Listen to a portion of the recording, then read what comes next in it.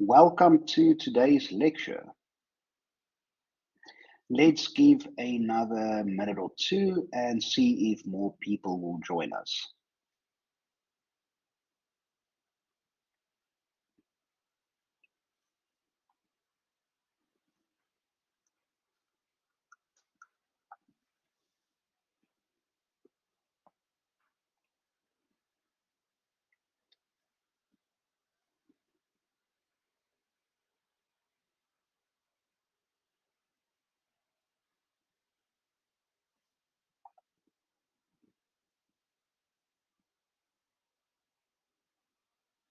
So I think let's start with today's lecture. So in today's lecture, we are going to talking about atoms and spectra. And this is probably the most important lecture because everything we do after this lecture builds on top of the work that we will be discussing today. So for this lecture, we're going to talk about and discussing what is atoms, what is spectra, what is the model of the atom, what are the different kinds of atoms we have, here are orbits, how does light and matter interact with one another, how is an atom excited, what radiation we get from heated objects, understanding the spectrum we get from objects, understanding the chemical composition of objects, and then measuring the velocities of different objects by making use of the Doppler effect. Do you have any questions before I begin?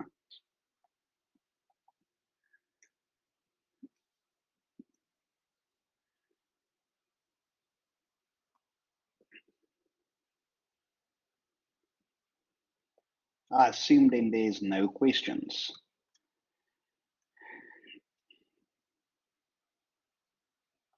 Awake, for morning in a bowl of night has flung the stone that puts the stars to flight, and lo, the hunter in the east has scored the sultan stirrant in a noose of light.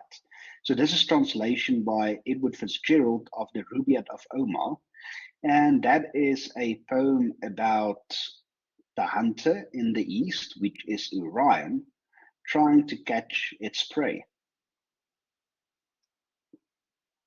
So in previous chapters, we have discussed quite thoroughly how telescopes work, how they gather light or radio waves, how they collect them, on which sensors do they fall, how they are, the information is collected, but now we need to understand the spectra created by these objects.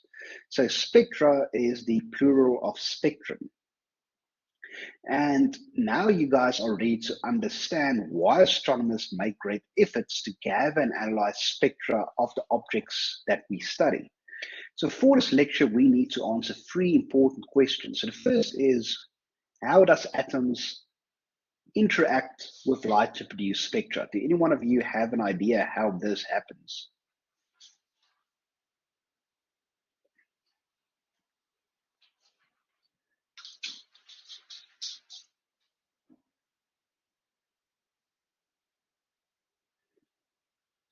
You guys still there? Can you still hear me?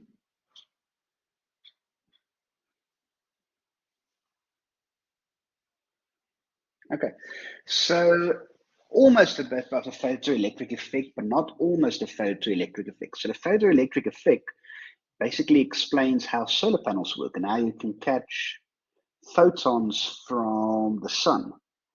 But it is almost the same principle, just with a bit of tweaking. And then we're also going to have to ask the question, what are the types of spectra we can observe? And then thirdly, what can you learn from the spectra of celestial objects? So here below, we can see a spectrum of visible light that contains the near infrared and infrared and also ultraviolet. Ultraviolet can be classified in near alpha, A near ultraviolet, B near, C near, and then far. And here you can see their different wavelengths. In this chapter, you'll begin using modern astrophysics, linking astronomical observations to physics observations and theories, to investigate secrets that lie beyond what you can see directly. So in this image you see here, what is this? What type of spectrum is this?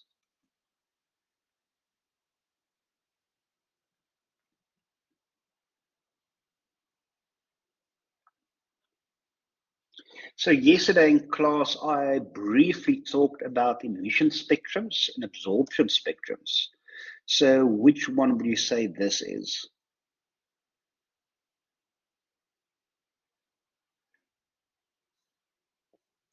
Why do you say it's an absorption spectrum?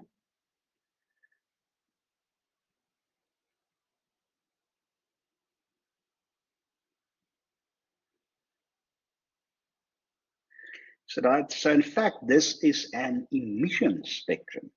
So this is the emission spectrum of an object in the visible light part of the spectrum. So with emission, we see a dark background and these colorful lights. So if you look through a spectrometer or a spectrograph, you will see these peaks corresponding to the different light frequencies. If it's an absorption spectrum, we will have a colorful background with dark lines in, and then with our graph below, we will see dips rather than peaks. So this is an emission spectrum. Do you guys understand what I'm saying? Awesome. So in this chapter, you'll begin using modern astrophysics, linking astronomical observations to physics observations and theory to investigate the secrets that lie behind what you can directly see. So in this image that we see here is a beautiful image. So some of these images we cannot see with visible light. So the sky is filled with beautiful and mysterious objects that lie far beyond your reach. In the case of the nebula NGC we see here, also called the Eskimo Nebula, is about 5,000 light years beyond your reach. So the only way to understand such objects is by studying their light. Such analysis reveals that this object is a dying star surrounded by expanding shell of gas it ejected a few thousand years ago. So, in short, what's happening with this nebula is we have a star. The star is bigger than our own sun, and it's pushed off the outer layers of its surface and atmosphere, which is what we see around it. And then the only thing remaining inside is the core of the star. So the core doesn't create energy anymore. And we call it a white dwarf because it still radiates a bit of energy. And once it's finished radiating all of its energy, it will become a black dwarf. So the nebula we are seeing right now is called a planetary nebula. But we will learn more about them in a later chapter.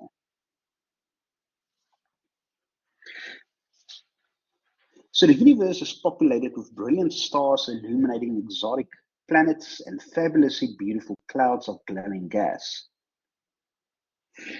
But behind the members of our tiny local solar system, they are all out of reach for the foreseeable future. No human space probe has visited another star, and no telescope can directly examine the insides of any celestial object. The information you can obtain about the most of the universe is contained in light reaching across space. So, who of you have ever seen a nebula or looked at a nebula through a telescope?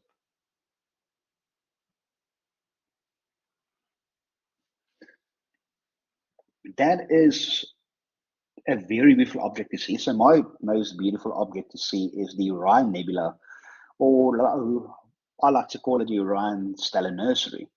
So, yes, also a famous nebula in this picture. That is the Carina Nebula. So, this is a visual image, so visible light, of the nebula. But you can't really see what's happening inside the nebula or behind the nebula because the dust clouds block it.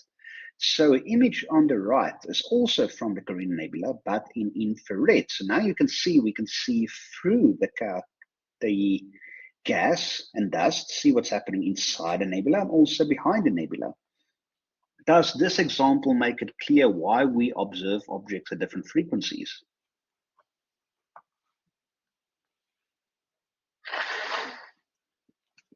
So that is why we have all these branches, all different telescopes working together. So the Earth-bound humans knew almost nothing about the composition of celestial objects until the early 19th century. First, a German optician, Joseph von Fraunhofer, studied the spectrum of the sun and discovered that it is interrupted by more than 600 dark lines, representing colors missing from the sunlight's Earth surfaces.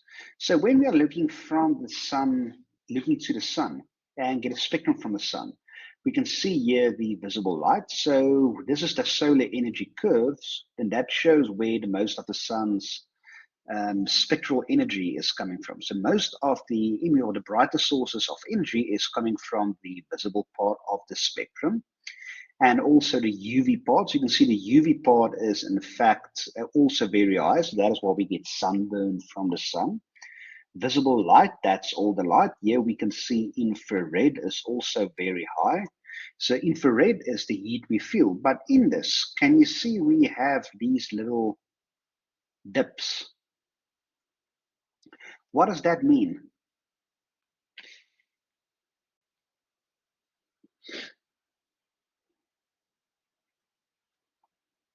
Any ideas?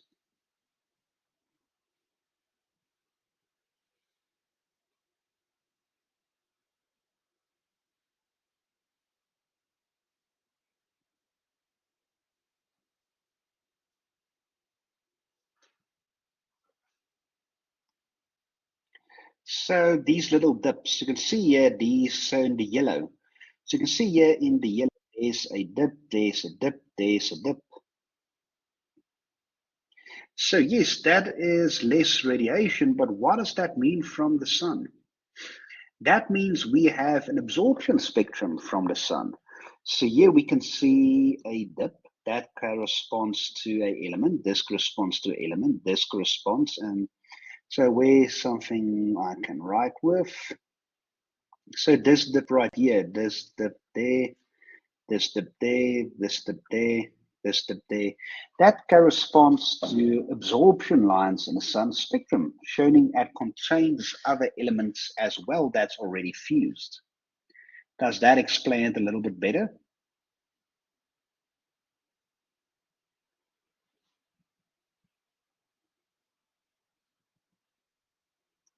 Awesome. So what happens to the absorbed energy? So this energy, we call it absorbed, but what's actually happening is that absorbed energy, that energy is absorbed by the element it represents. So we know all elements and all molecules in the universe absorbs energy at certain frequencies and emits energy, or better term is absorbs radiation at certain frequencies and emit radiation at certain frequencies. So where we see this absorption lines, that element is absorbing part of the radiation, and we know which element it corresponds to because we can literally measure that in a lab. And that is this beautiful part of spectroscopy. So we can understand what is the composition of an object. So here we can see, yes, the sun is fusing hydrogen, but some of those hydrogen molecules are fused into helium, from helium on to the next element. But a few of those, you get a few stray elements in the sun that form secondary um, elements, such as a few hydrogen atoms will combine with a few oxygen atoms. And we can see, for example, water in certain instances and CO2. So that we know those elements are present in the sun. So scientists performed laboratory experiments that show that those spectral lines are related to the presence of various atoms in the sun's atmosphere. And finally, astronomers observed that the spectra of the stars have a similar pattern of lines, which opened a window to real understanding of how the sun and the stars are related. So, before we continue, I'm sure you've all done the model of the atom in high school, right?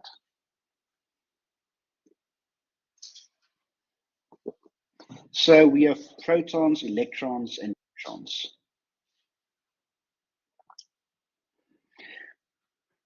Do you guys know we get particles that's smaller than protons, electrons, and neutrons?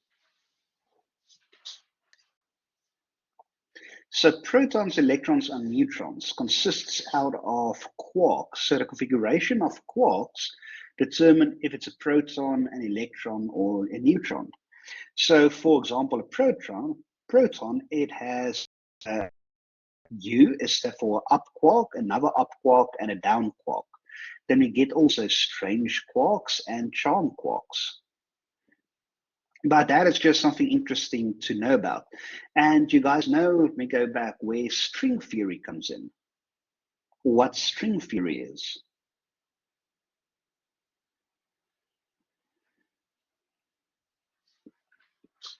So we have quarks. Can we divide quarks into even smaller particles?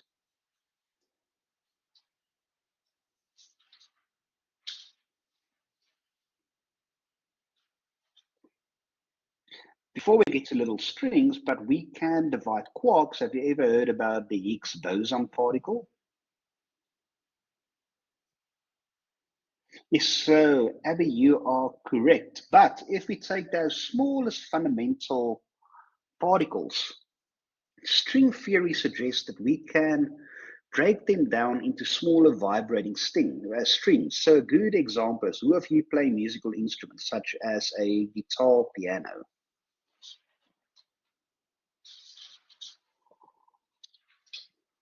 Or violin, yes. So I'm sure you all are familiar, for guitar, your strings, a violin, your strings, and in a piano, your strings. So how does a note form on one of those instruments? You have to vibrate a few of those strings in a certain combination, right?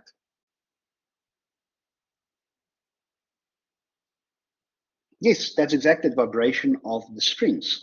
And that vibration of the strings is called a note. And are you guys familiar with harmonics?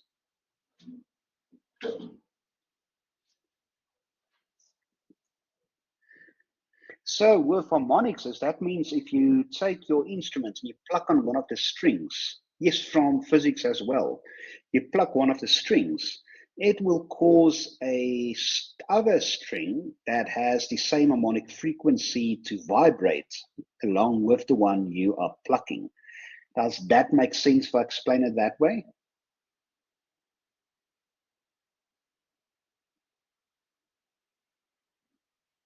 Okay, so what string theory tells us is all our smaller subatomic particles are made out of strings with different harmonics. And if you pluck those strings in a certain way and they vibrate, instead of making notes, it now creates subatomic particles.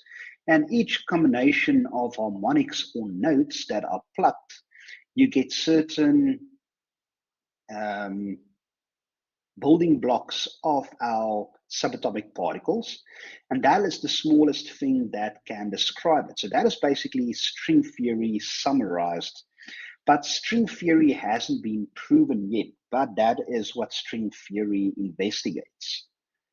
Does that make sense? So one scary thing about string theory is when we talk about math and everything around us, and how many dimensions do we work in?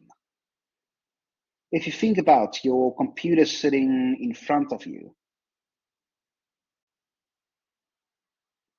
now I wouldn't ask if string theory hasn't been proven, so I won't ask you about string theory, but I may ask you what is one of the outstanding things we are investigating in astronomy, and you can say one of the outstanding things we are investigating is string theory. So, Diva, you're correct, three, but there's one more, four dimension, the fourth dimension. So the one dimension you're missing is time. So when we are looking at any object around us, we're working in the X direction, the Y direction, the Z direction. That gives us the three-dimensional aspects of an object, but also a fourth dimension time of where it is. So we work in 4 directions, but unfortunately for string theory, just for the math to make sense, string theory works all the way up to, I think the last time I checked, it's about 27 different dimensions. But that's just an interesting side note.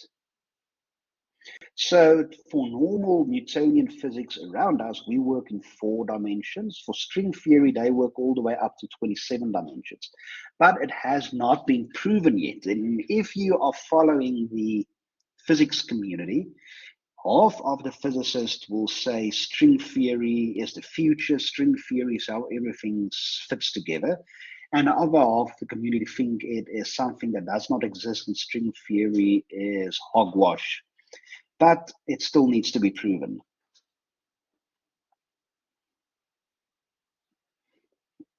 So the atoms and stars and planets leave their fingerprints on the light they emit.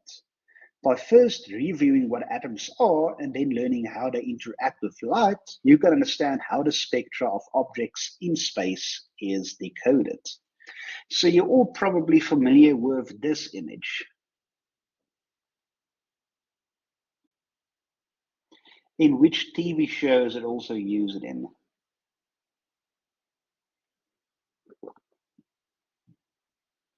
Yes, the Big Bang Theory. And this is probably the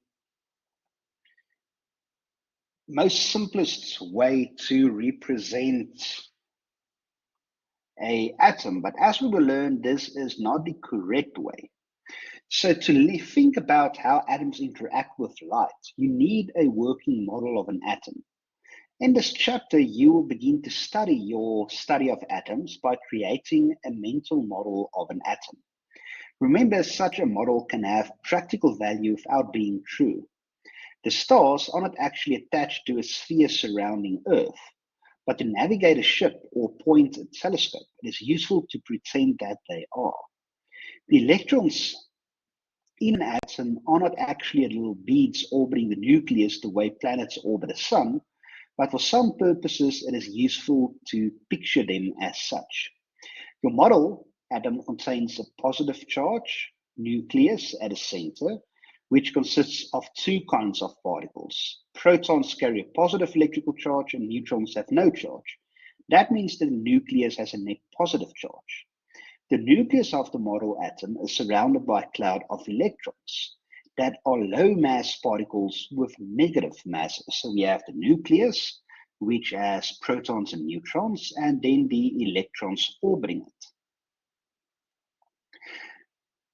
Normally, the number of electrons equal the number of protons, and the positive and negative charges balance to produce a neutral atom. A single atom is not a massive object. Hydrogen atoms, for example, has a mass of only 1.67 times 10 to the power minus 27th kilogram, about a trillionth of a gram. Protons and neutrons have masses almost 2,000 times greater than that of an electron. So the most of the mass of the atom lies in the nucleus. An atom is mostly empty space. To see this, imagine constructing a simple scale model of a hydrogen atom. So what we are going to do now is we are going to construct a full scale replica of an atom for size for us to understand. So how much empty space do you guys think is in an atom?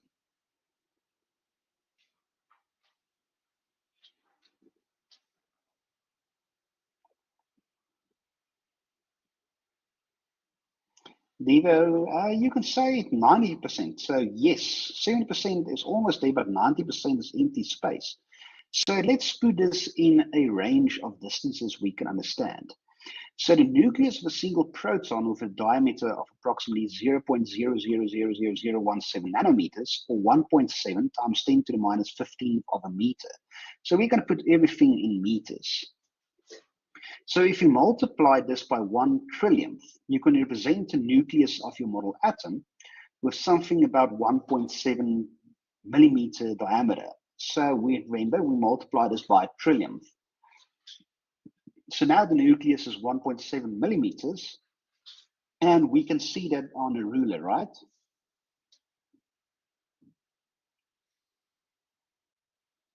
Okay.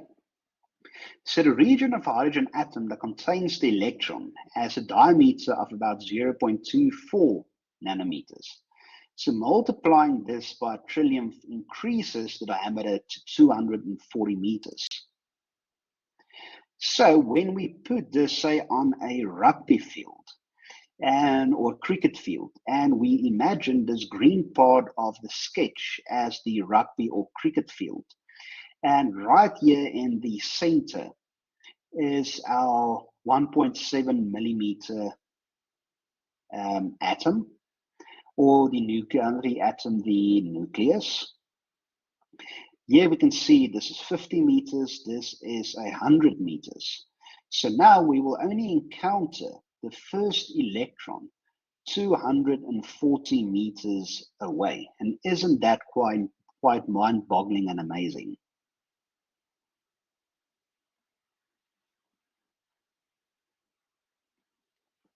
So that just describes how much empty space there are in atoms.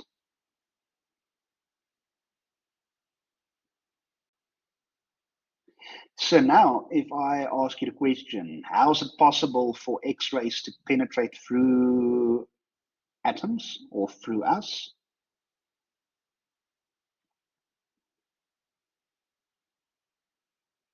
You now know why, correct?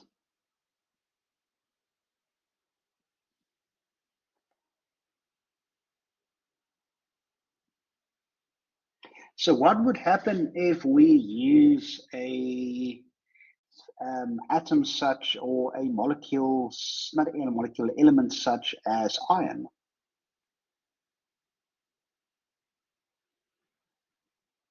So with iron, the electrons are more tightly bound, meaning closer to the nucleus, and that means it gives resistance for X-rays, for example, to penetrate through.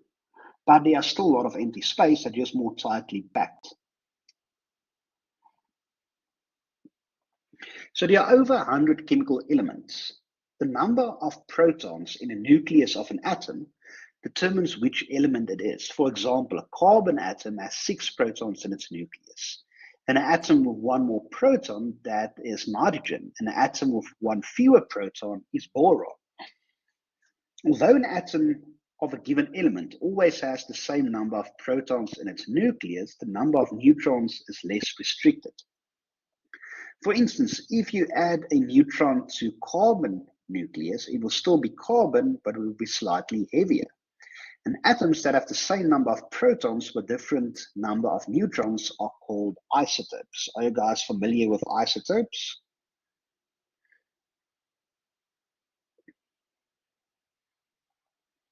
Awesome. So carbon has 2 stable isotopes. One contains 6 protons and 6 neutrons for a total of 12 particles. And this is called carbon-12. And carbon-13 has 6 protons or 7 neutrons in its nucleus. The number of electrons in an atom of a given element can vary. So protons and neutrons are bound tightly into the nucleus, but electrons are held loosely in the electron cloud.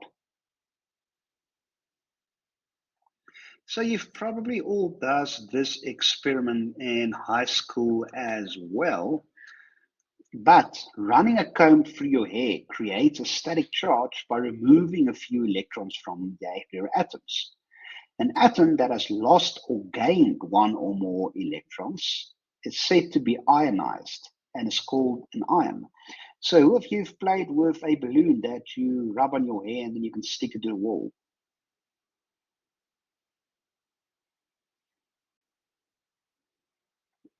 so what is that? So that is ionizing the balloon. So neutral carbon atom has 6 electrons that balance the positive charge of the 6 protons in its nucleus. If you ionize the atom by removing one or more electrons, the atom is left with a net positive charge. Under other circumstances, atoms may capture one more extra electrons, giving it a negative charge than positive. Such a negative charged atom is also considered an ion. So atoms that collide may form bonds with each other by exchanging or two or more atoms bounded together form a molecule. So atoms do collide in stars, but high temperatures causes violent collisions that are unfavorable for chemical bonding.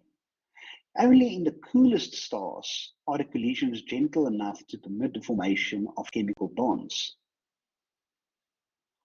The presence of molecules such as titanium oxide detected in some stars is a clue that those stars are very cool compared with other stars.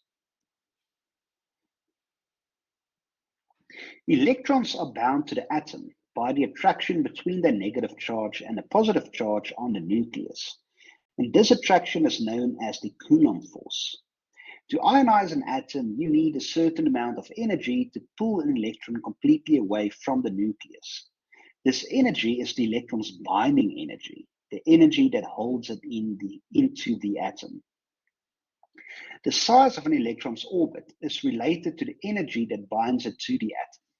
If an electron orbit close to the nucleus, it is tightly bound, and a large amount of energy is needed to pull it away. In other words, its binding energy is large. An electron orbiting further from the nucleus is held more loosely, and less energy is needed to pull it away. That means it has small binding energy. Nature permits atoms only certain amounts, and those amounts we call quanta, of binding energy. The laws that describe how atoms behave are called the laws of quantum mechanics. Because atoms can have only a certain amount of binding energy, your model atom can have orbits only in certain sizes, called permitted orbits. These are like steps in a staircase. You can stand on number 1 step or the number 2 step, but not on a number 1 and 1/4 step. There isn't one. Do you guys understand what I say about these steps?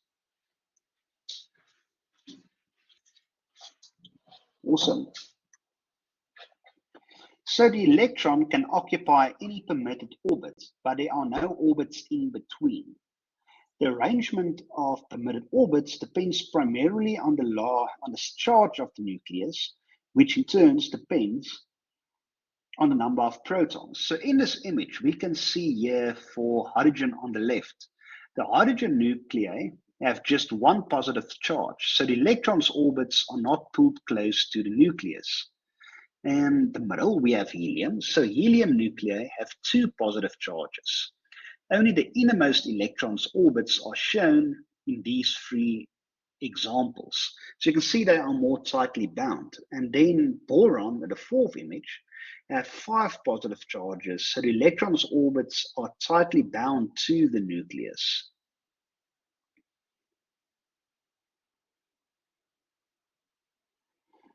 So here we can see the nucleus of a molecule. And here we can see the different shells or the different energy levels. What is another word you learned in high school for those energy levels?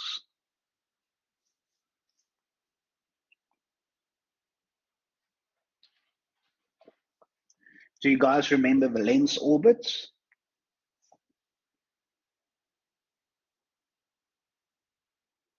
And those are the valence orbits. So I remembered. So going back a few slides. I said this image is the easiest way to represent an atom.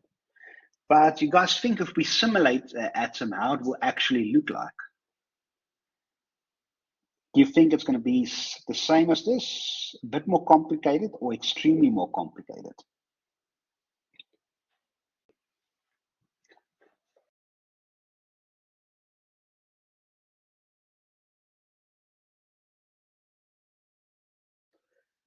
Yes, you guys are correct. So when we simulate an atom, this is how it will look like. So here we can see the 3D model of a structure of an atom. So here we can see the nucleus. So in red is the magnetic field. In green, we have the electron orbits. And in blue, we have the electron shell. So remember, we have a negative charge moving. So negative charge moving causes a magnetic field. So this is how we would resemble or simulate how an atom would look like. So that's a bit more complicated, but isn't this amazing at the same time?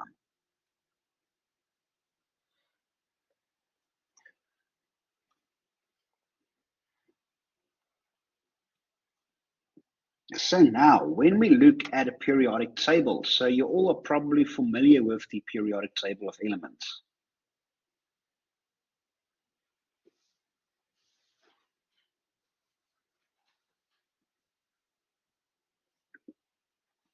So here we can see we start out with hydrogen. So what do we do if we add two hydrogen atoms together?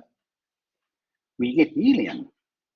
And the next one then is then lithium, then beryllium, and then boron, carbon, and so on until we get to our star killer, and which that I said yesterday is our star killer, iron. Yes.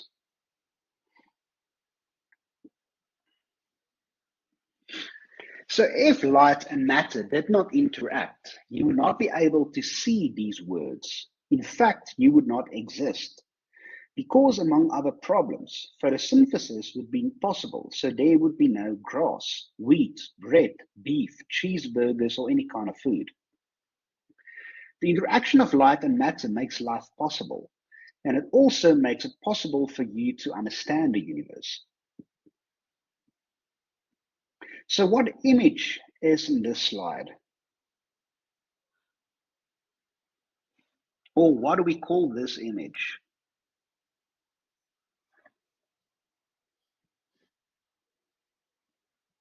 Yes, this is a visible light spectra, but we can classify it even more. Is this an absorption or an emission spectra? And of what? Yes, Abby, you are correct. This is an absorption spectra because you have a colorful background, and when you see those dark lines, that is where radiation is absorbed. So, will this amaze you if I say is this is the spectrum of our sun?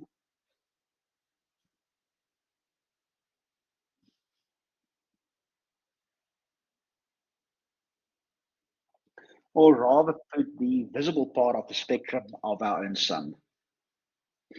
So each of these dark stripes that you see represents different elements that has been formed inside our own sun. Each electron orbits an atom represents a specific amount of binding energy. So physicists commonly refer to the orbits as energy levels. Using this terminology, you can say that an electron is in its smallest and most tightly bound orbit in its lowest permitted energy level, which is called an atom's ground state. You can move the electron from one energy level to another by supplying enough energy to make up the difference between the two energy levels. It would be like moving a packet from a low shelf to a high shelf. The greater the distance between the shelves, the more energy you would need to raise the package. The amount of energy needed to move the electron is the energy difference between these two energy levels. So can we refer to the binding energy as bond energy? That is how we were taught in chemistry. Yes, that's another way you can think about it. You can exactly do it. So I know in chemistry they refer to it as bond energy or bonding energy. Yes, you can do it as well.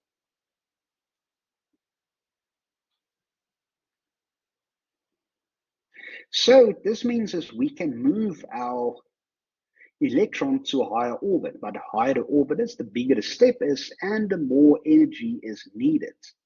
And if we are moving an electron from a low energy level to a high energy level, the atom becomes an excited atom. So when we say an atom is excited, it means the electron is moved from the ground state to a higher energy level, or from another energy level to a higher energy level. One way an atom can be excited is by collision. If two atoms collide, one or both may have electrons knocked into higher energy levels. This happens very commonly in hot gas, where atoms move rapidly and collide often. Another term for this is we call this thermal collision or thermal excitation. Another way an atom can become excited is to absorb a photon. As you learned in a previous chapter, a photon is a bundle of electromagnetic wave with a specific energy.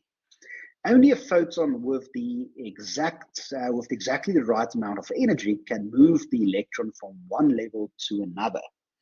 If the photon has too much or too little energy, that atom cannot absorb it. Because the energy of a photon depends on its wavelength, only photons of certain wavelength can be absorbed by a given kind of atom. So here we know we call this the photons. So what is the photons we receive from the sun?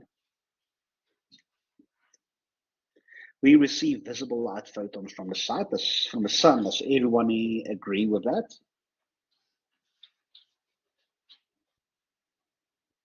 So we can also say we receive from the sun ultraviolet photons, correct?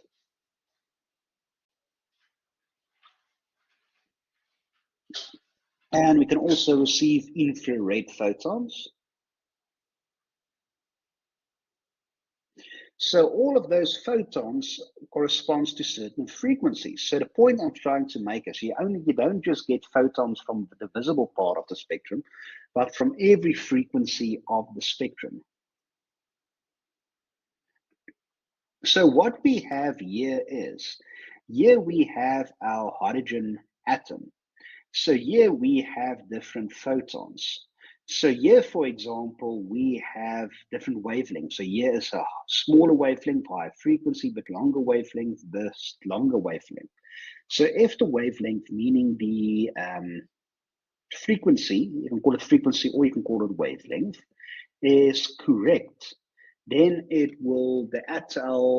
electron will absorb that energy, and then it goes from one orbit to higher orbit. But if it's not a correct amount of energy, so if the energy level is too little or too high, then the electron won't move to a higher energy level. Does anyone understand that?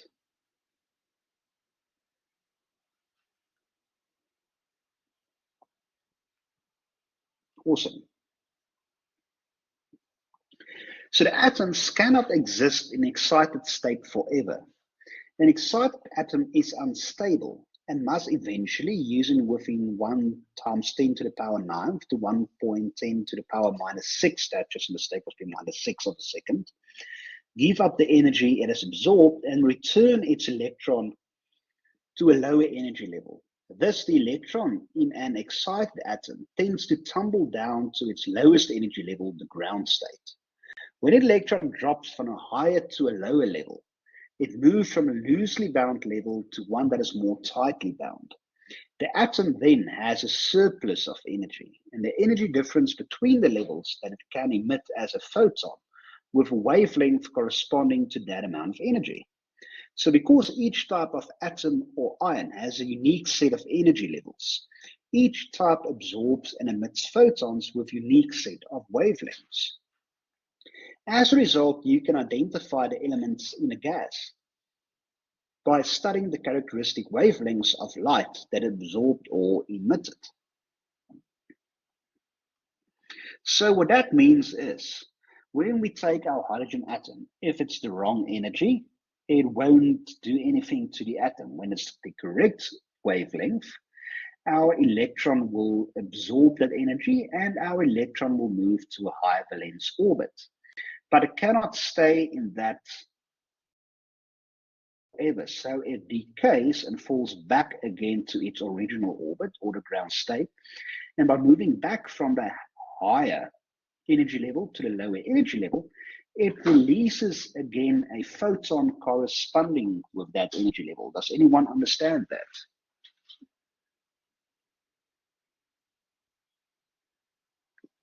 Awesome. And to speak about this, we will now give a few examples of how that actually works. So in your everyday lives, and the values are equal. So the value are not exactly. So the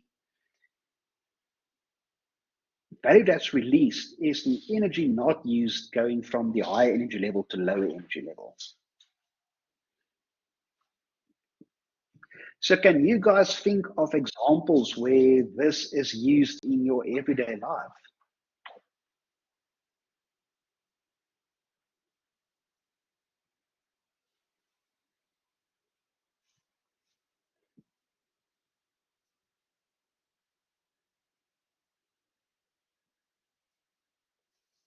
Any ideas? Any suggestions? Any guesses?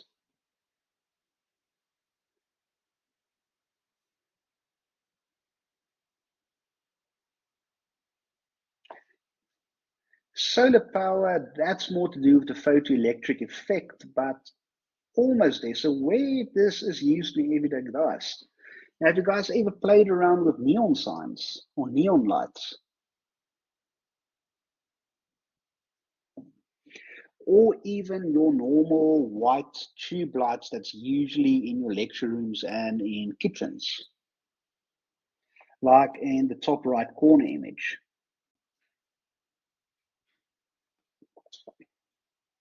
So charging a battery is not the excitation of atoms. That is just electrons moving from the power supply into your mobile phone's battery. But that is not the exciting of atoms. That's just moving of electrons. So have you guys ever thought about how these lights work?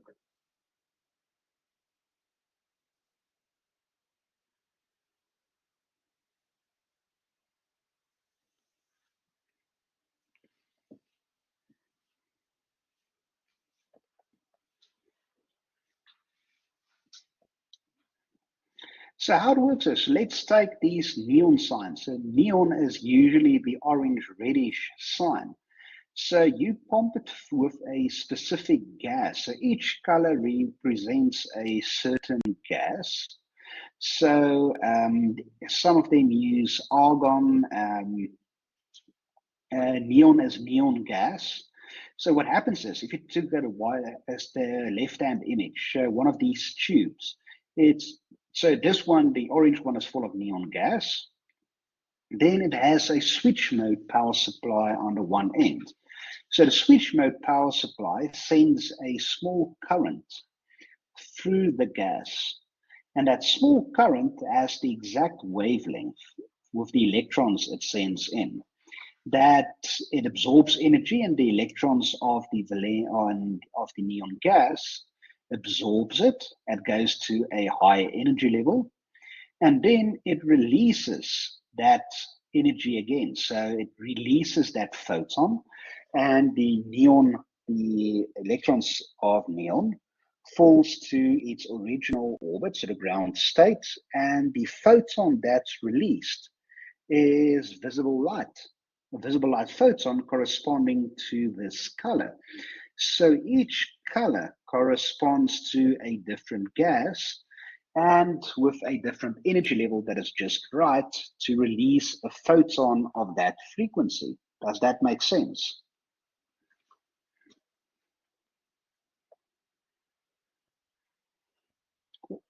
Awesome. So one thing is, when you think about these normal white fluorescent tubes and even the neon and the other colors, if one of them accidentally breaks around you, leave that room immediately for a couple of minutes. But I don't know if you guys realize, but the gas that's inside it are extremely dangerous for any living being to inhale. So if one of those tubes break, just leave the room for a couple of minutes so they can air out before going back in. And speaking about neon, do you think we can see neon in the sun? Or does the sun contain the element neon?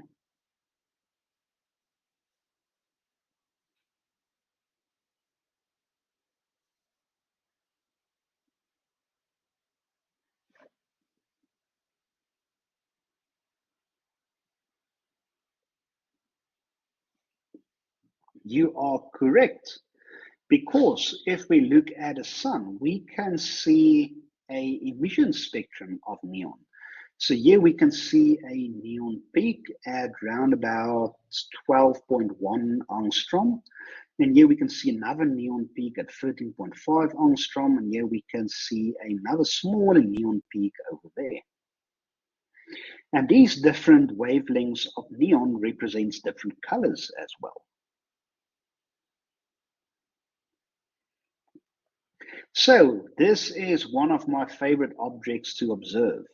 So if you look closely at the stars in the constellation Orion, you'll notice that they are not all the same color. Betelgeuse, located in the upper left corner of Orion, is quite red. Another Siamese star, Rigel, in the lower right corner, is blue. These differences in color arises from differences in temperature. So my favorite object to look at is, yes, Orion. So in the southern hemisphere, when it rises, it's upside down. Yes, here is Orion's belt. So the South African common name for them are the Three Sisters. I'm sure you're all familiar with the Three Sisters. Here is the belt that's on Orion, sorry, the sword that's on Orion's belt. Here's his one arm, here's his other arm, here's his one leg, here's the other leg. If you look at the middle star of these three stars on its sword, there is the Orion Nebula, or the Orion Nursery that I like to call, and stars are forming inside the stellar nursery. But have you ever thought about, why do stars have different colors? So why is Betelgeuse on the top corner here orange reddish? Why are these stars blue?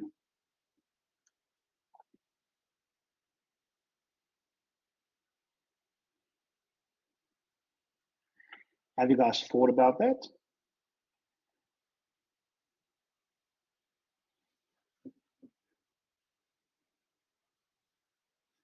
Hotter colors are close to white. That is correct. The warmer something is, the more it is to white, and the cooler it is, the more reddish it is. So starlight that you see comes from gases that make up the visible surface of the star, its photosphere. So layers of gas deeper inside a star also emit light, but that light is reabsorbed before it can reach the surface. The gas above this photosphere is too thin to emit light. The photosphere is the visible surface of a star because it's dense enough to emit lots of light, but transparent enough to allow light to escape. So what we are going to discuss in a later chapter is the different layers of the sun. And here we can see is the corona. This is the photosphere. These are convection layers. These are radiation zones. Here's the core. And this is the chromosphere. So stars produce their light for the same reason heated horseshoe glows in a blacksmith forge, because they are hot.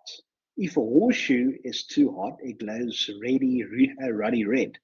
But as it heats up, it glows brighter and yellower. The yellow hot is hotter than red hot, but not as hot as white hot. So if you have watched a flame, which part of a flame is the hottest?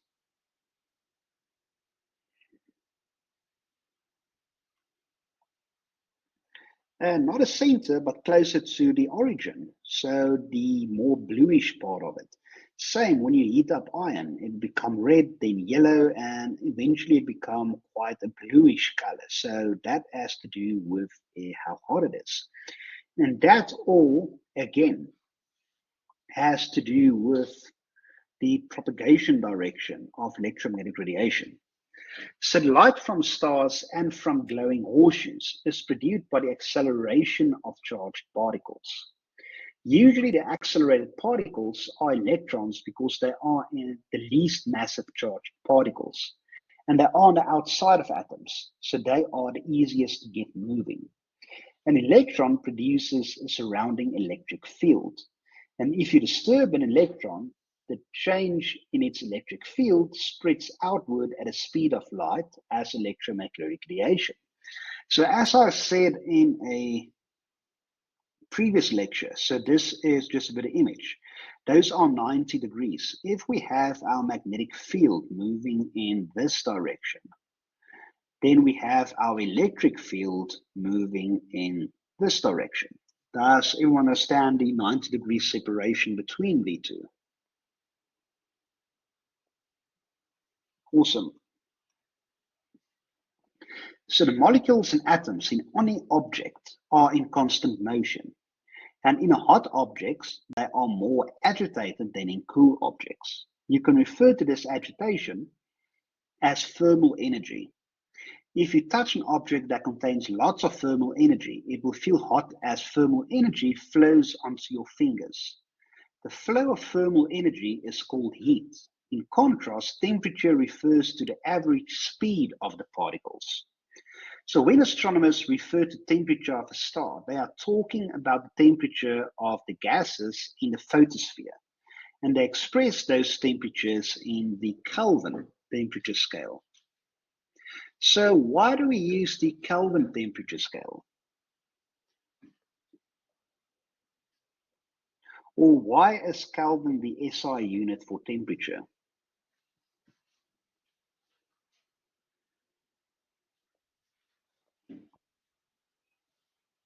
Yes, it includes absolute zero, but we can do it with Celsius and Fahrenheit as well. So one thing to make this explanation quite easy, and I think you will find interesting, is temperature in sense of Celsius and Fahrenheit is not a linear scale.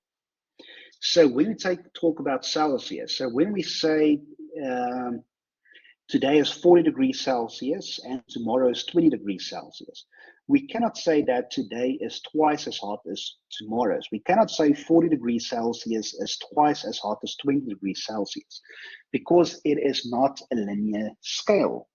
Same with Fahrenheit. Fahrenheit is also not a linear scale. So you cannot say 100 Fahrenheit is twice as warm as 50 Fahrenheit. It is not a linear scale. Fahrenheit and Celsius are exponential scales. So to make it a linear scale that we can manipulate and understand better, that is when the Kelvin scale was introduced. So in a Kelvin scale, we can say 100 degrees Kelvin is twice as warm as 50 degrees Kelvin because that is a linear scale. And to put it in perspective, Celsius is created in terms of heat and water. So that's referred to water. So at 0 degrees Celsius, water freezes. At 100 degrees Celsius, water boils. The Fahrenheit scale is created based on human perception.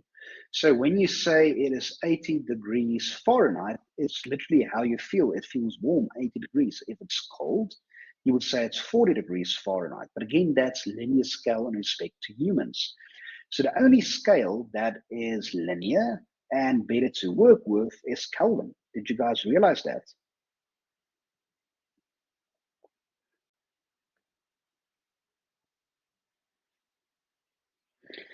I'm glad I got to teach you something new. So that is why the SI unit for temperature is Kelvin, because we as humans like to interpret things in a linear way, and linear ways makes it a bit easier. So nothing in the natural world is unfortunately linear, but it makes the math easier if it's linear. Celsius or centigrade. So minus 273 degrees Celsius corresponds to 0 degrees Kelvin. 100 degrees Celsius corresponds to 373 degrees Kelvin. So when we talk about the temperatures of stars, those are in the millions of degrees Kelvin. So from now on, when we work with temperature, we will work with the Kelvin scale. So putting all three together, we'll see that minus 459 Fahrenheit is 0 Kelvin. 23 or 32 degrees Fahrenheit is 0 degrees Celsius. And 212 degrees Fahrenheit is 100 degrees Celsius, and this corresponds to Kelvin. But the most important thing to realize from this is that we are working in a Kelvin scale from now on. And the reason we are working with Kelvin, it's because it's a linear scale. So now you understand why a hot object glows. Or to put it another way, why a hot object emits photons, bundles of electromagnetic energy. The hotter object is, the more motion there is among its particles. The agitated particles, including electrons, collide with each other, and when electrons accelerate, change their motion. Part of the energy is carried away as electromagnetic radiation. So radiation emitted by a heated object is called blackbody radiation. A perfectly opaque object would be both perfectly efficient absorber and a perfectly efficient emitter of radiation. At room temperature, such a perfect absorber and emitter would look black, but at high temperatures, it would glow at wavelengths visible to the human eye. That explains why astronomy and physics context, you will see the term black body referring to objects that glow brightly. So in astronomy, when we speak about the black body object, that is an object that will radiate energy, also higher, but more precisely, it glows very bright. So here we can see, we talked about flux in a previous lecture, and wavelength. So here we can see a blue star is at 18,000 Kelvin and has more flux. Yellow star 6,000 Kelvin and a red star at 4,000 Kelvin. So that means each of these are a bit cooler than the other one. So here we can see the spectral radiation of a heated object. So here when we look at this iron on the right, that corresponds to which temperature on this graph? Round about 4,000 degrees Kelvin. Yes, you are correct. So we know hot objects emit black body radiation, but does cool objects emit black body radiation as well? You say, for example, does a block of ice or ice cube emit black body radiation?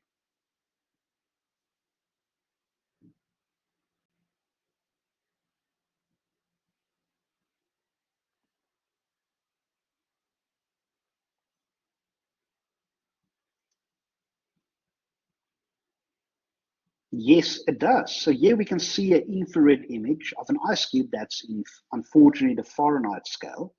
But you can see this is more or less 30 Fahrenheit, so 0 degrees Celsius.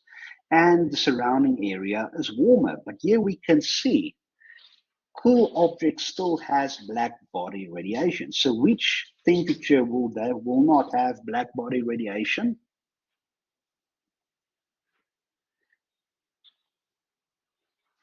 Absolute zero. You still can get a little bit of black body radiation from absolute zero, but nothing can be colder than absolute zero.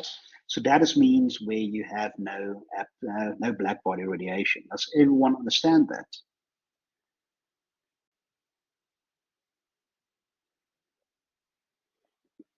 Awesome. So the coldest gas drifting in space has a temperature only a few degrees above absolute zero, but it also emits black body radiation. Do you guys recognize this image or this nebula? Let me show you a clearer image.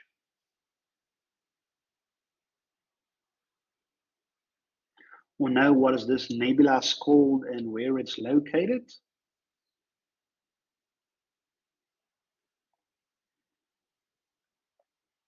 This is the Horse Head Nebula because it looks like a horse's head.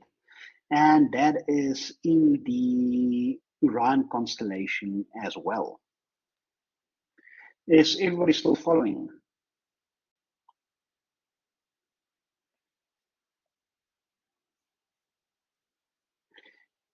Thank you. Anyone else? Is everyone still there or are you guys sleeping?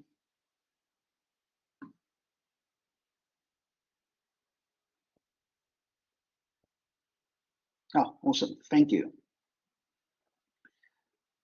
So there are two features of black body radiation that's important, and I can ask you these two features in a test or an exam. So the first is, the hotter an object is, the more black body radiation it emits. So hotter objects emit more radiation because their agitated particles collide more often and more violently with each other. That's why a glowing coal from a fire emits more total energy than an ice cube of the same size. And then secondly, the second feature of black body radiation, it's the relationship between the temperature of an object and the wavelength of the photon it emits. The wavelength of the photon emitted when a particle collides with an electron depends on the violence of the collision. For example, only in a violent collision can produce a short wavelength, that means high energy photon. The electrons in an object have a distribution of speeds. A few move very rapidly and a few move very slowly, but most travel at intermediate speeds. Because electrons with speeds much higher or much lower than the average speed are rare, extremely violent and extremely gentle collisions don't occur very often. Therefore, very short wavelength and very long wavelength photon emissions are both rare. Consequently, black body radiation is made up of photons with a distribution of wavelengths, with a medium wavelengths the most common. So we characterize this as the maximum intensity wavelength. Now we denote it with lambda max. And that is the wavelength in which the objects emits the most intense radiation. So note that lambda max doesn't refer to the maximum wavelength, but to the wavelength of the maximum. Does everyone understand that?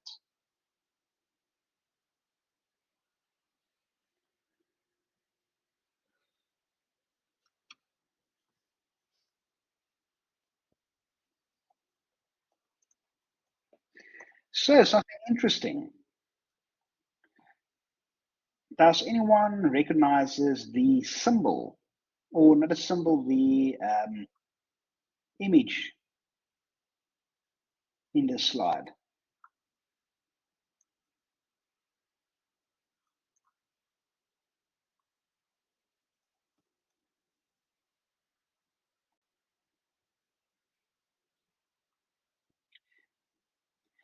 So something interesting about this image is, did you guys realize this is used in a car manufacturer's logo? Which car brand does this represent?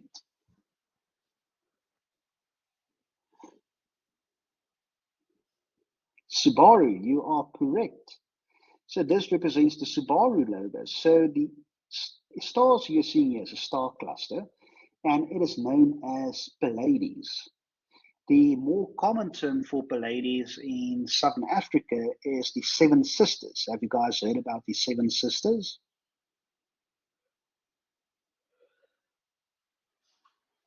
So in the night sky, usually around about now, and when you look in the northish direction, northwest, you will see seven stars grouped together. If you look through the pair of binoculars or small telescope, you will see there are a lot more fainter stars grouped with them. So the seven brightest stars, the common term for them is the Seven Sisters, or in other parts of the world, it's the Seven Kings, but in South Africa, it's known as the Seven Sisters. But its correct term or name is Pleiades, and that is used in the Subaru logo. So that's just also something interesting on the side.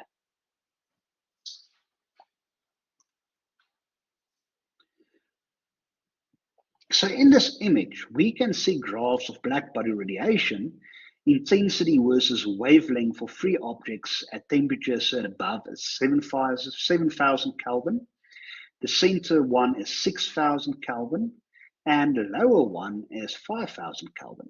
So when we look at this, where do we see? So in the previous slide, we said the wavelength of maximum intensity is the wavelength for which objects emits the most intense radiation. So when we look at a top image, where is lambda maximum? So here we can see the maximum intensity is the blue part of the spectrum. Here one can see it's the green part of the spectrum, and here we can see it's the red part of the spectrum. So everybody happy with the definition of lambda max?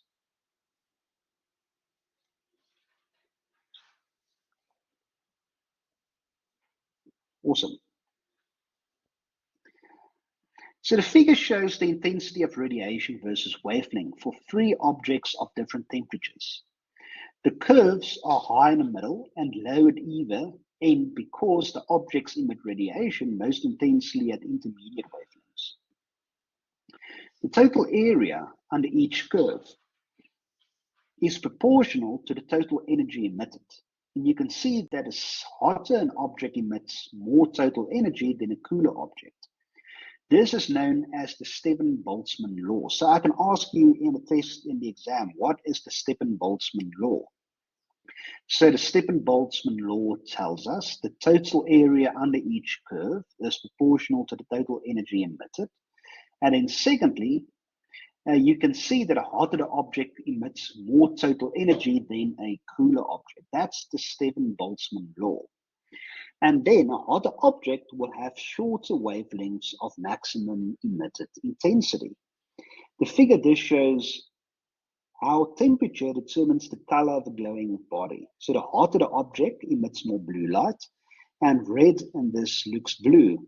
And the cooler objects emit more red than blue and consequently looks red. And this is known as Wien's law. So Wien's law basically describes the hotter an object is, the more bluish it will look. And the cooler an object is, the more reddish it will look. So that is the Stephan-Boltzmann law and Wien's law. Are you guys happy with this explanation?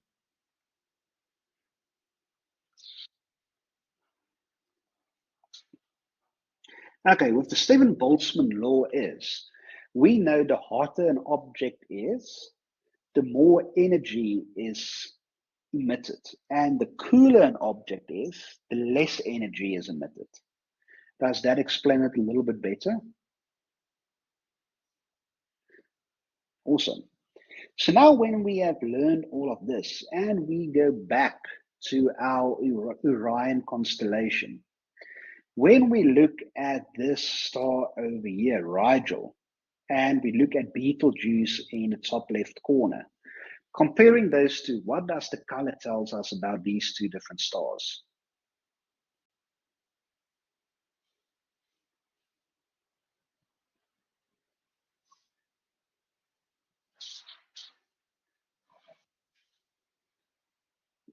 Rigel is hotter than Betelgeuse. That is correct.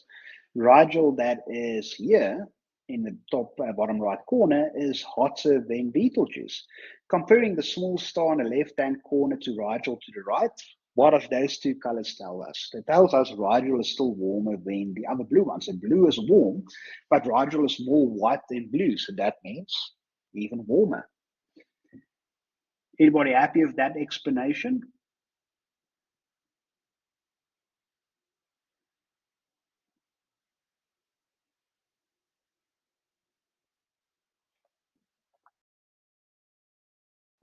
If I ask you a question, does our human bodies emit black body radiation? Is that true or false?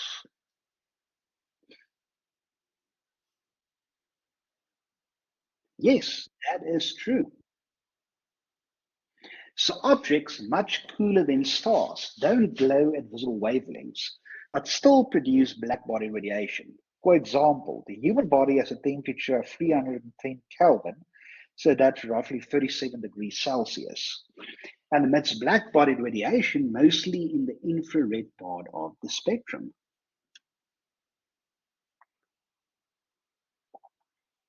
So infrared security cameras can detect burglars by the radiation they emit. And mosquitoes can track you down in total darkness by homing in on your infrared radiation. Although you emit lots of infrared radiation, you rarely emit higher energy photons and you almost never emit X-ray or gamma ray photons. The wavelength of maximum intensity of your glow lies in the infrared part of the spectrum. So, you're all familiar with these little buggers, the mosquitoes. How do you think a mosquito perceives its environment around it?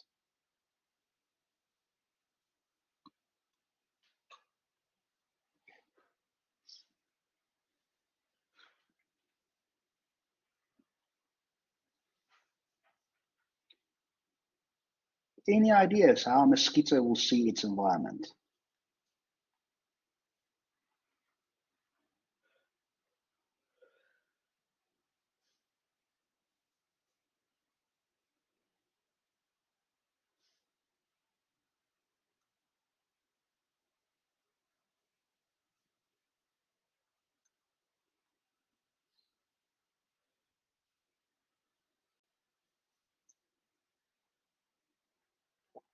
In infrared, yes, that is correct. So when we look through a thermal camera, so another word for thermal camera is an infrared camera. Here we can see where people are because the black body radiation in terms of infrared is much higher than the surrounding areas. And that is how a mosquito would perceive its environment as well. Do you guys have any questions so far? You guys still okay?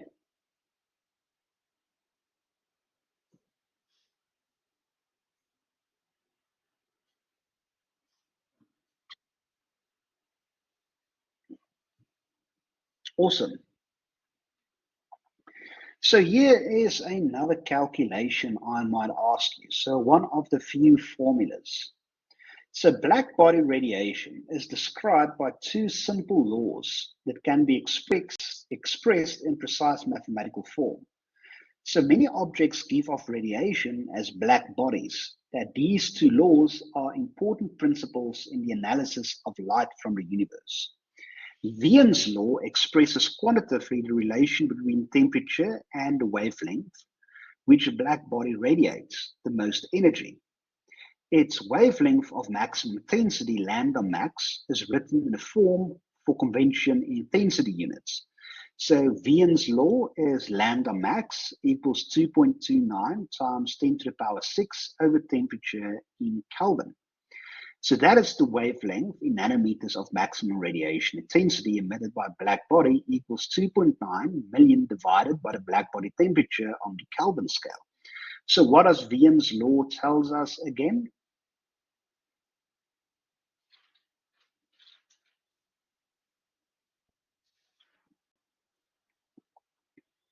Yes, and that tells us that the hotter an object is, the more blue it is. The cooler an object is, the redder it is. So for an example, a cool star with a temperature of 2,900 Kelvin will emit most intensely at a wavelength of 1,000 nanometers. So if you plug in 2,900 Kelvin, 2,900 in this equation, we will get a wavelength max of 1,000 nanometer, which is in the near infrared part of the spectrum.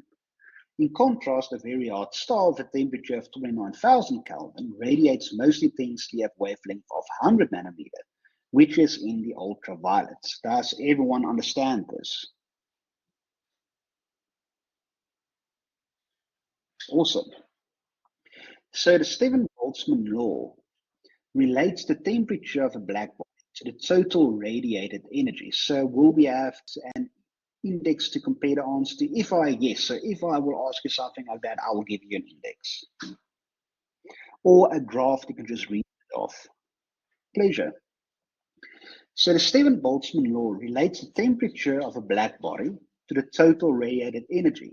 So what that means is the more bluish the color is, the more total energy is radiated, and the cooler an object is, the less energy is radiated. So energy is expressed in units called joules. So the symbol is a capital J. The energy of motion of an apple hitting the floor after falling from a table is about 1 joule. So the total radiation in units of joules per second given off by 1 square meter of the surface of the object equals temperature raised to the fourth power multiplied by a constant number, represented by the Greek lowercase sigma, multiplied by the temperature raised to the fourth power. So I will give you all of these equations. So here E energy equals sigma, T in temperature raised to the fourth power, and the SI units is joule per second per square meter. So it's basically just a short formula over here. This just represents in brackets the units. So how does this help you understand stars? So suppose a star the same size as the sun.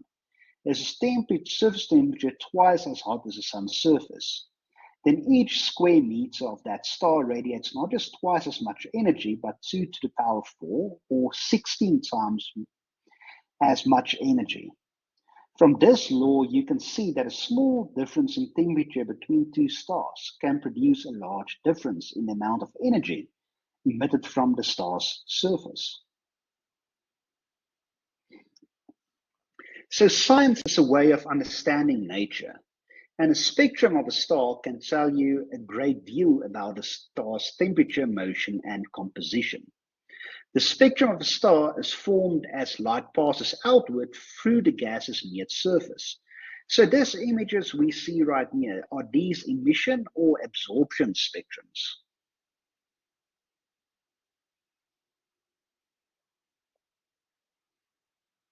Yes, those are emission spectrums.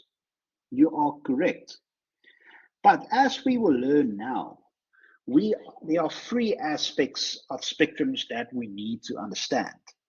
So firstly, there are three kinds of spectra: continuous spectra, absorption or dark line spectra, which contain absorption lines, and emission or bright line spectra, which contain emission lines. So these kind of spectra are described by Kirchhoff's laws. So when you see one of these kind of spectra, you can recognize the arrangement of matter that emitted the light. So photons are emitted or absorbed when an electron in an atom makes a transition from one energy level to another. The wavelengths of the photons depend on the energy difference between the two levels.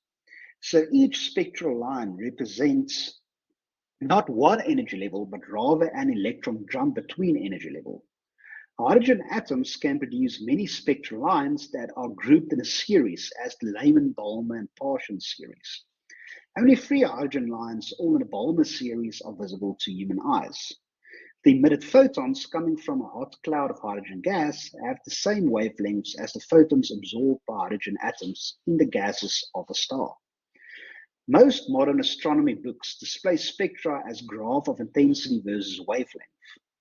Be sure you recognize the connection between dark absorption lines, bright emission lines, and dips and peaks in a graphed spectrum. So to understand these three, we need to understand Kirchhoff's laws. So the spectrum of a star is an absorption spectrum. So the denser layers of this photosphere emit black-body radiation. So gases in the atmosphere of the star absorb the specific wavelength from dark absorption lines in the spectrum. So in 1859, long before scientists understood atoms and electron energy levels, the German scientist Gustav Kirchhoff formulated three rules known as the Kirchhoff laws, describing the three types of spectra. So for a test or exam, I could ask you to list and describe the Kirchhoff's three laws. So the first law is the continuous spectrum. So a solid, liquid, or dense gas excited to emit light will radiate at all wavelengths and thus produce a continuous spectrum. So for example, our neon lights that we talked about a few slides back, that is a continuous spectrum. So remember, the key words here is solid, liquid, or dense gas excited to emit light will radiate at all wavelengths and thus produce a continuous spectrum. Second law is the emission spectrum. And a keyword here is a low density gas excited to emit light will do so at specific wavelengths and thus produce an emission spectrum. So a low density gas. So the continuous spectrum, that is our normal white fluorescent tubes. Emission spectrum, that is our neon tube. A low density gas excited to emit light will do so at specific wavelengths and thus produce an emission spectrum. And then lastly, the third law, an absorption spectrum.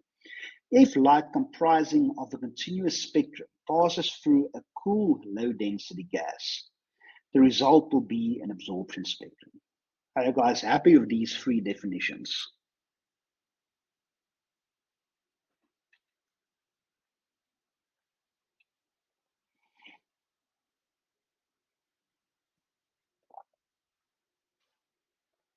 Awesome.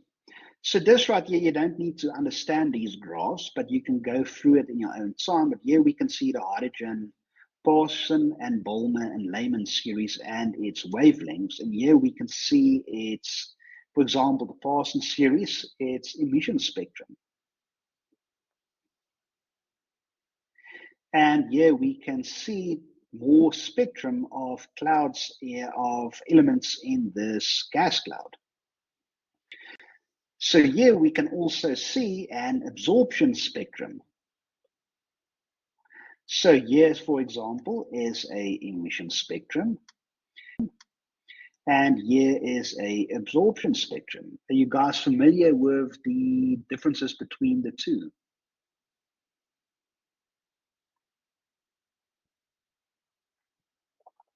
So let's go back. So for emission spectrum, you will see a dark background with these stripes. These stripes is emission stripes. If we go to absorption spectrum, you will see a continuous spectrum with dark bands, and that is an emission spectrum. Does that make more sense?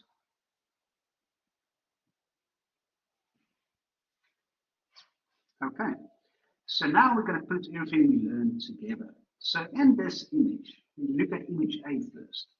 So the sun spectrum and visible wavelengths. So the bright colored background shows the continuous spectrum of black body emissions from the sun's photosphere.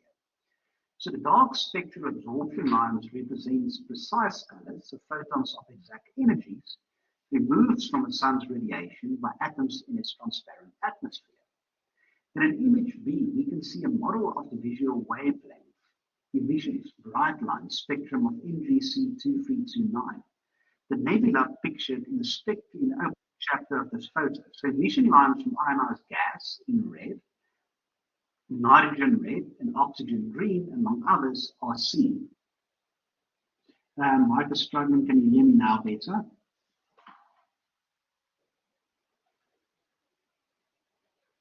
Can everyone still hear me? Let's see what I can do about this.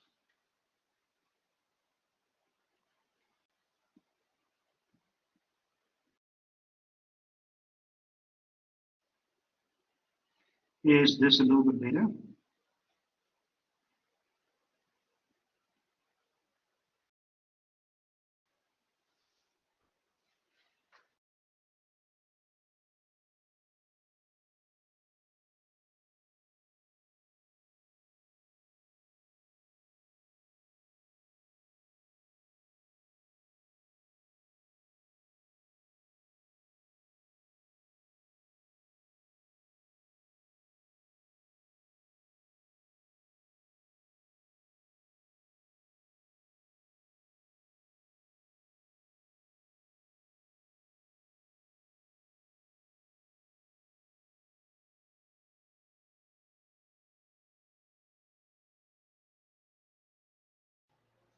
I've changed mics. Is that a little bit better?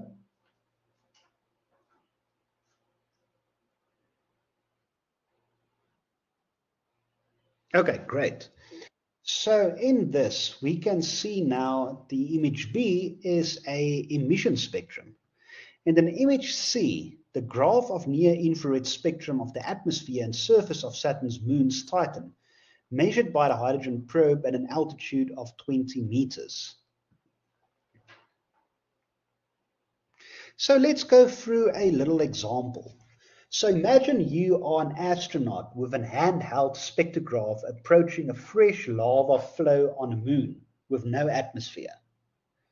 You aim your spectrograph straight at a lava flow. What kind of spectrum do Kirchhoff's laws say you will see? You will get a continuous black body spectrum with all the colors of the rainbow present, given off by the opaque glowing lava. So why is it a continuous spectrum when we point the spectrograph directly to the lava?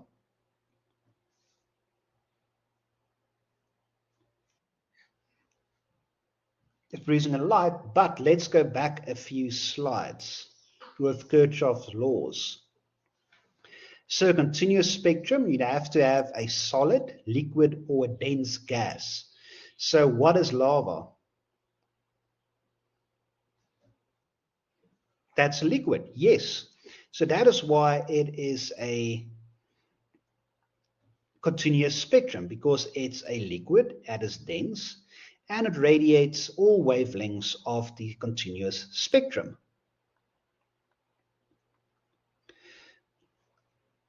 So you'll get a continuous blackbody spectrum with all the colors of the rainbow present, given off by the opaque glowing hot lava.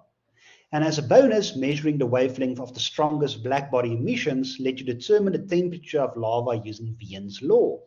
Because Wien's law tells us the hotter it is, the more blue it is, the more cooler it is, the more reddish it is. So we can determine its temperature.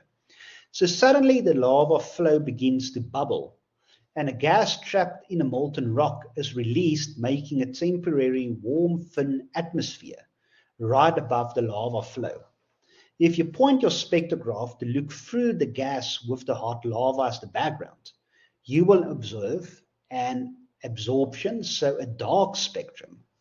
And we will see it's a dark spectrum or an absorption spectrum because it's a low density gas excited to emit light, will do so at specific wavelength and thus produce an emission spectrum. And then absorption spectrum, if light comprising a continuous spectrum passes through a cool low-density gas, the result will be an absorption spectrum. So between these two options, we have now air bubbles coming from that lava flow. So we see from the lava coming a continuous spectrum, and the air bubble is a low-density gas, which is also cool. So that is why we see an absorption spectrum. So a spectrum which lava's black body is now interrupted by missing colors caused by the atoms in the gas absorbing photons on the way from the lava to your eye. And then finally, you crouch down and point your spectrograph at a gas at such an angle that the background is not lava but cold, empty, dark sky. Now you will see an emission spectrum produced by atoms and gas releasing photons as the electrons drop down towards the ground state, with lines at the same wavelengths as an absorption spectrum of some gas. So it's an absorption spectrum due to Kirchhoff's second law that states a low density gas excited to emit light will do so at specific wavelengths and this produce an emission spectrum. So it is a low density gas. Does everyone understand how we got to these three conclusions?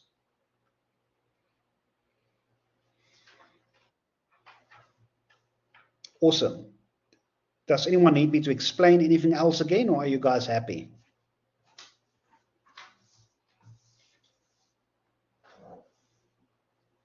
Happiness from everyone?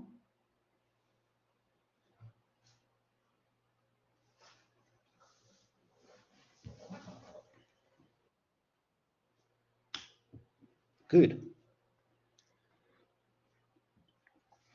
So identifying the elements that are present in a star, planet, or gas, cloud by identifying the lines in an object spectrum is a relatively straightforward process. For example, two dark absorption lines appear in the yellow region of the sun's spectrum at a wavelengths of 589 nanometers and 589.6 nanometers. The only atom that can produce this pair of lines is sodium. So the sun must contain sodium. So over 90 elements in the sun has been identified this way. However, just because the spectral lines that identify an element are missing, you cannot conclude the element itself is absent. For example, the spectrum line in the hydrogen-Balmer series are weak in the sun's spectrum, even though 90% of the atoms in the sun are hydrogen. In image A, the sun's spectrum at visual wavelengths, the bright colored background shows the continuous spectrum of black body emissions from the sun's photosphere.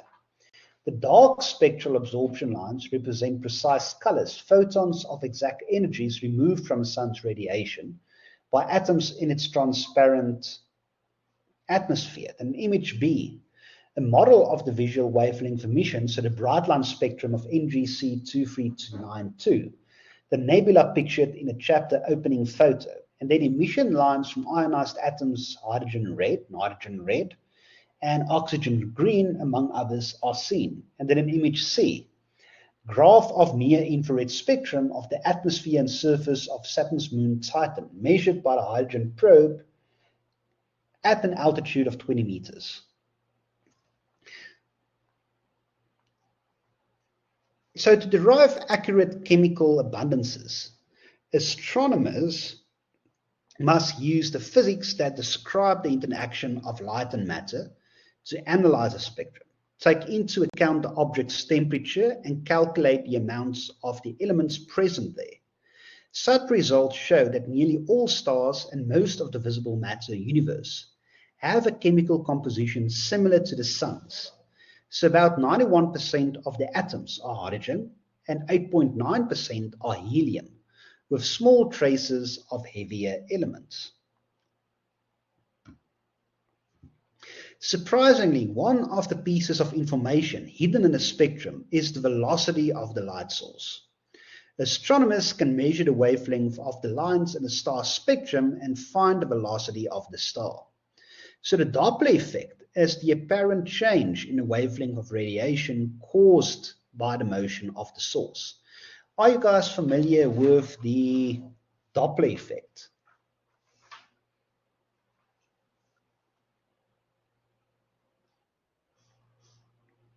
So who of you have done the Doppler effect somewhere in your schooling career?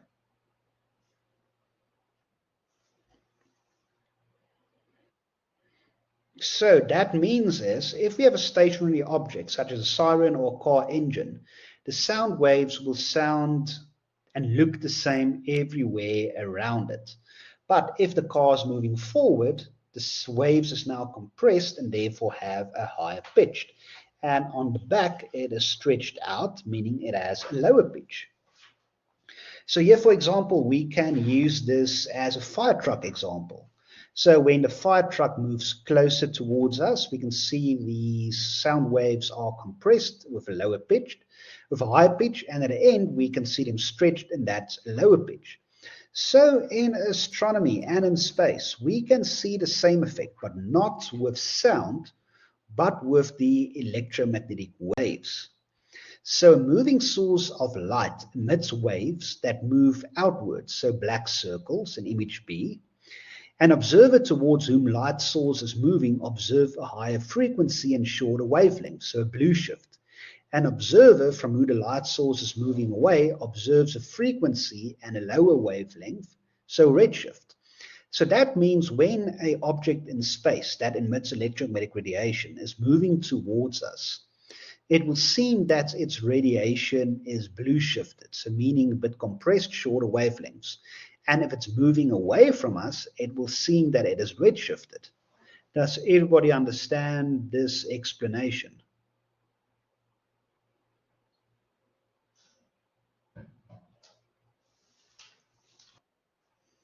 Okay. So in image C, we can see absorption lines in the spectrum of the bright star Arcturus are blue shifted in winter when Earth's orbital motion carries it towards the star, and red shifted in summer when Earth moves away from the star around its orbit. The terms redshift and blue shift are used to refer to any range of wavelengths. The light does not actually have to be red or blue, and the term applies to equally to wavelengths in other parts of the electromagnetic spectrum, such as X-rays and radio waves. Red and blue refers to the direction of the shift and not the actual color. The amount of change in wavelength, and thus the size of the Doppler shift, depends on the velocity of the source. A moving car has a Doppler shift Doppler shift less than a jet plane, and a slow-moving star has a smaller Doppler shift than one that is moving more quickly. You can measure the velocity of a star by measuring the size of the Doppler shift. If a star is moving towards Earth, it has blue shift, and each of its spectral lines is shifted very slightly towards shorter wavelengths. If it's receding from Earth, it has a red shift. So the shifts are much too small to change the color of a star, but they are easily detected in spectra. So here, for example, we can see an absorption spectrum of a star. So on top is the unshifted spectrum. So it's redshifted, moving away from us, we can see the absorption lines is shifted a bit more to the red side of the spectrum, or more scientifically put, has a bit longer wavelengths. And if it's moving towards us, bluish part of the spectrum, and there's a bit more compressed wavelengths. Does everyone understand this example and terminology?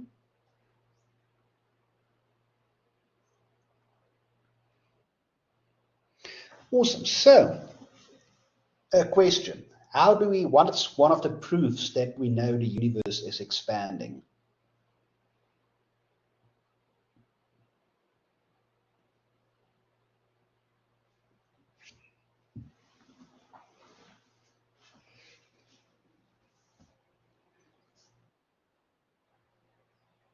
Yes, you are correct, Diva. Objects appear moving away from us. So 99% of the universe is redshifted. So stars and galaxies moving towards Earth is blue shifted, yes, but 99% of the universe is redshifted. And that's one of the proofs that the universe is expanding. And isn't that quite interesting as well?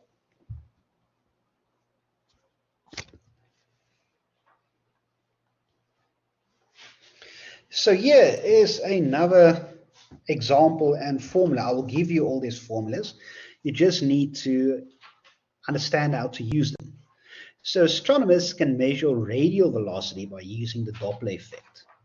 The laboratory wavelength lambda 0 is the wavelength that a certain spectral line would have if the source of light is not moving relative to the spectrograph. In terms of a star, this spectral line is shifted by some small amount. So delta lambda is that small amount. So if the wavelength is increased, so redshifted, delta lambda is positive. If the wavelength is decreased, so blue shifted, delta lambda is negative. So the radial R of a star is given by the Doppler formula. So VR divided by c, the speed of light, equals delta lambda over lambda 0. So that is the radial velocity divided by the speed of light c is equal to delta lambda divided by lambda 0. In astronomy, radial velocities are almost always given in kilometers per second. So c is expressed as 300,000 kilometers per second. For example, suppose the laboratory wavelength of a certain spectral line is 600 nanometers, and the line is observed in a star spectrum at a wavelength of 600.10 nanometers. Then lambda is plus 10 nanometers, and the radial velocity is 0.1 divided 600 multiplied by the speed of light, which equals 50 kilometers per second. And because lambda is positive, you know the star is receding from you. So that means redshifted, moving away from us. So when you think about the Doppler effect, it is important to understand two things. Earth itself moves, so measurement of Doppler shift really measures the relative motion between Earth and the star. And the second point to remember is that the Doppler shift is sensitive only to the part of the velocity directed away from you or towards you, so the radial velocity. So you cannot use the Doppler effect to detect any part of the velocity that is perpendicular to your line of sight. So look at a figure on the next slide. The star moving to the left would have no blue shift or red shift because its distance from Earth would not be decreasing or increasing. This is why police using radar guns should park right next to the highway. They want to measure your full velocity as they drive towards them, not just part of your velocity. So here, as we can see how it works is, in image A, we can see a police radar can measure only the radial part of your velocity as you drive down the highway, not your true velocity along the pavement V. That is why police using radar should never park far from the highway. This police car is poorly placed to make a good measurement. Then in image B, from Earth, astronomers can use a Doppler effect to measure the radial velocity VR of a star, but I cannot measure its true velocity v through space. Does everyone understand this explanation?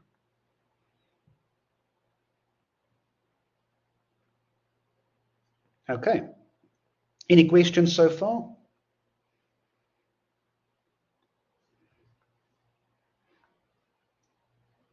So, ladies and gentlemen, this brings us to the end of this lecture. Do you guys have any questions?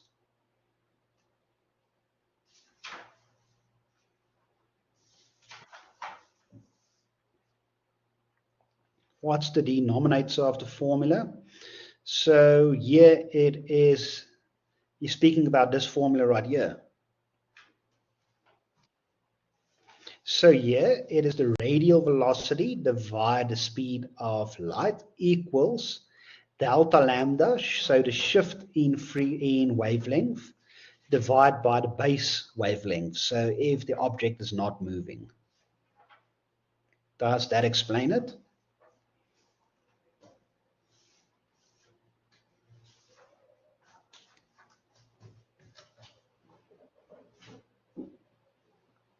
So the test you have, you're not writing it only on Monday. It's going to be a short quiz.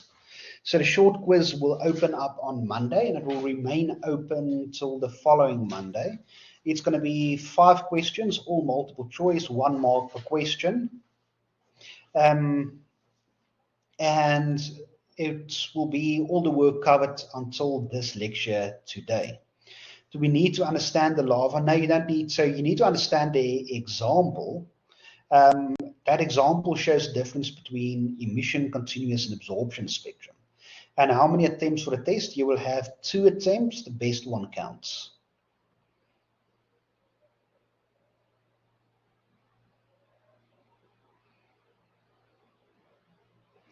Is base wavelength given? Yes, the base wavelength will be given. I will give you all the information needed, and you will basically calculate only one of the unknowns.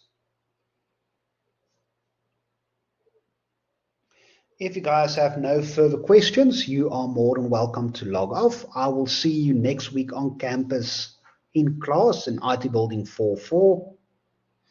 And otherwise, you're more than welcome to log off. I will see you next week. Enjoy the rest of your week. I'll remain active for another question or two. So base wavelength is the stationary object. Yes, that is correct. So that is what a wavelength will be if the object is stationary.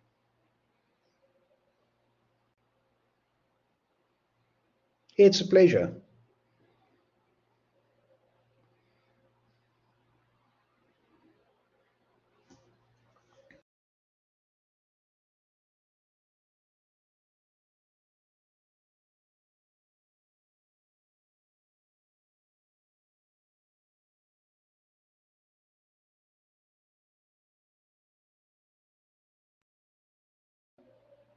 A question. Would the questions in a book be adequate to use for practice? It is more than adequate.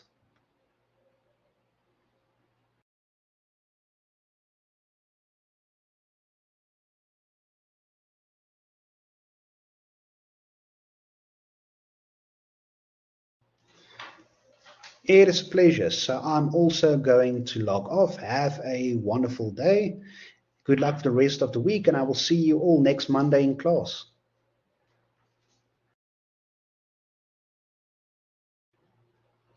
I will upload the recording within the next hour.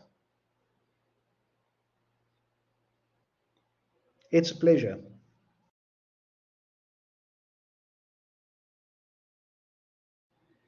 Have a wonderful day, wonderful week, and see you all next week.